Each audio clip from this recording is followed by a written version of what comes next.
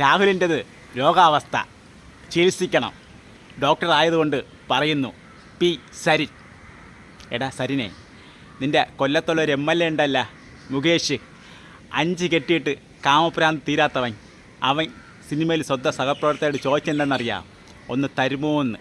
അതിന് പ്രശ്നം ഉണ്ടാക്കിയപ്പോൾ മുകേഷ് പറഞ്ഞ എന്തിനെന്നറിയാം, നിൻ്റെ ഓട്ട മെഴുകു വെച്ചടച്ച് സൂക്ഷിച്ച് വയ്ക്കാൻ.